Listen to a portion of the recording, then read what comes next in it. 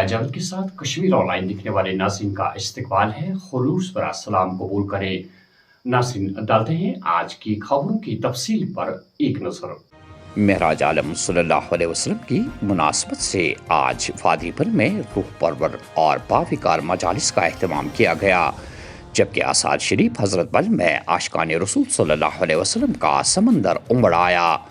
عاشقان رسول صلی اللہ علیہ وسلم رات بھر شب خوانی، ذکر و اذکار، قرآن خوانی، درود السلام، نماز کی ادائیگی اور خدمات المعظمات کی پرنور مجالس میں محو رہے۔ سب سے بڑی تقریب سری نگر کے آثار شریف حضرت بل میں منعقد ہوئی۔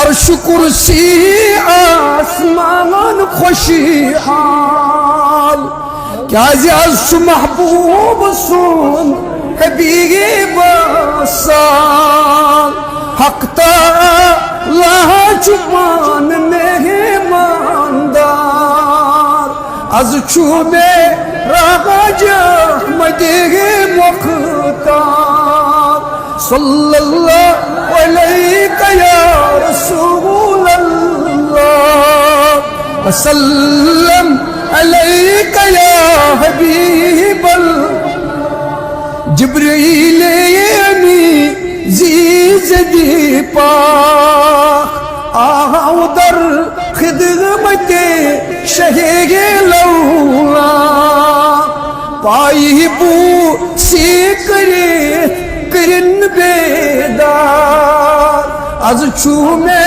راج احمد مختار صلی اللہ علیہ یا رسول اللہ وسلم علیک یا حبیب اللہ۔ ادھر آثار شریف پنجورہ شپیہ جناب صاحب سورا، کعبہ مرگ، کھرم سرہامہ، سیر ہمدان، پنجورہ شپیہ، خانقاہ فیض پناہ ترال، خانقاہ مولا سری نگر، آثار شریف شہری کلاش پورہ، چاری شریف کے علاوہ دیگر اضلاع اور قصبہ جات بشمول بڑگام، پلوامہ، کلگام، سوپور، بانڈی پورہ، اننت ناگ، بارامولہ اور کپواڑہ میں بھی لوگوں نے مساجد میں شب خوانی کر کے اللہ تعالیٰ کے حضور میں اپنے گناہوں کے لیے مغفرت مانگی اور دنیا میں قیام امن کے لیے دعائیں کی۔ اوبم شریف بانڈی پورہ زیارت حضرت شیخ سید عبدالقادر جیلانی رحمۃ اللہ علیہ، سرائے بل سری نگر زیارت مخدوم صاحب کوہیمارا سمیت دیگر جنوب شمال میں واقع بڑی مساجد اور زیارت گاہوں و خانقاہوں میں معراج عالم کے سلسلے میں خصوصی تقاریب کا اہتمام کیا گیا، جن میں فرزدان توحید نے شرکت کی۔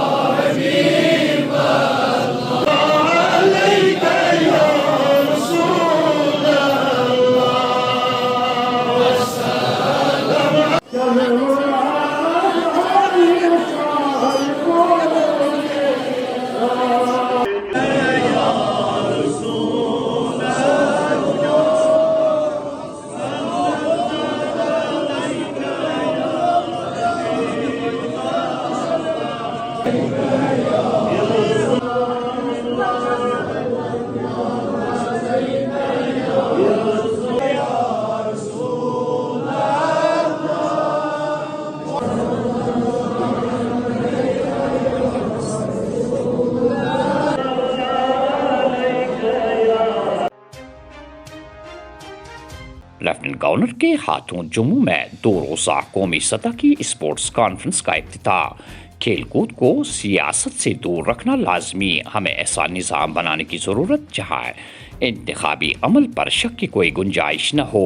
کھیلوں کی صلاحیتوں کو پرامن ماحول میں ہی پروان چڑھایا جا سکتا ہے۔ Lieutenant governor Manoj Sinha.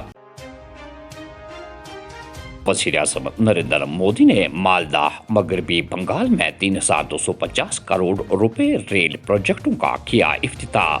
ہندوستانی ریلوے نہ صرف جدید بلکہ خود انحصاری بن رہی ہے۔ وندے بھارت سلیپر ٹرینیں متعارف کرانا ایک اور بڑا قدم۔ جدید ریل انجن، کوچز اور میٹرو کوچ ہندوستان کی ٹیکنالوجی کی علامت بن کر ابھر رہے ہیں۔ وزیر اعظم نریندر مودی۔ پہلگام حملے کے بعد حالات میں بہتری کے ساتھ سیاحوں کی آمد میں اضافہ۔ کشمیر میں سیاحتی شعبہ کی مکمل طور پر بحالی کا کام جاری۔ دباؤ کو کم کرنے کے لیے ابھرتی منزلوں میں پائیدار سیاحت کو فروغ دینے کے لیے منصوبہ سرگور۔ اتل ڈلو۔ ضلع کلان میں دن بھر دھوپ نکلنے کے باعث شبانہ سردیوں کا زور جاری۔ سری نگر میں رات کا درجہ حرارت -3.2 ڈگری جبکہ شوپیاں -5.6 ڈگری کے ساتھ سرد علاقہ درج۔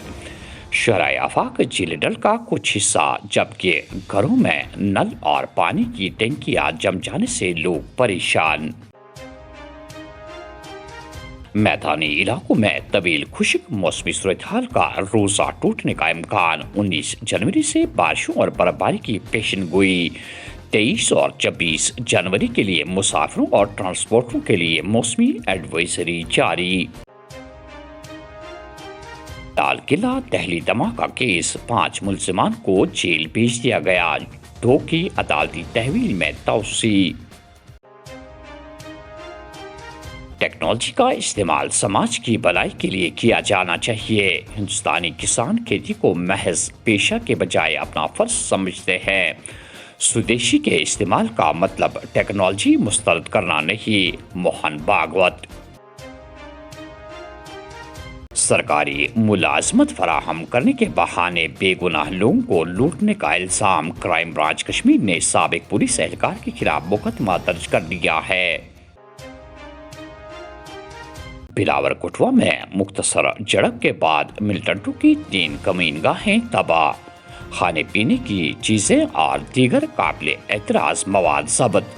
موبائل فونوں سے پاکستانی نمبرات ملنے کے بعد 3 افراد پوچھ تاچھ کے لیے گرفتار۔ جو کشمیر کو ترقی اور استحکام کی راہ پر گامزن کرنا حکومت کا ایجنڈا، تقسیمی عناصر کے تمام ناپاک اور مذموم عزائم ناکام ہو جائیں گے۔ علی محمد ساگر۔ ترال کے مین مارکیٹ میں اچانک جنگلی سور نمودار، 4 شہریوں پر حملہ کر کے انہیں لہو لہان کر دیا، بازار میں سنسنی۔ اور آخر میں یہ خبر کہ داچن کشتواڑ میں موٹر سائیکل گہری کھائی میں جا گری، شہری موقع پر ہی لقمہ اجل، پولیس تحقیقات جاری۔ تو ناظرین، یہ تھی آج کی خبروں کی تفصیل۔ دیجیے میزبان حیا جاوید کو اجازت۔ اللہ حافظ ناصر۔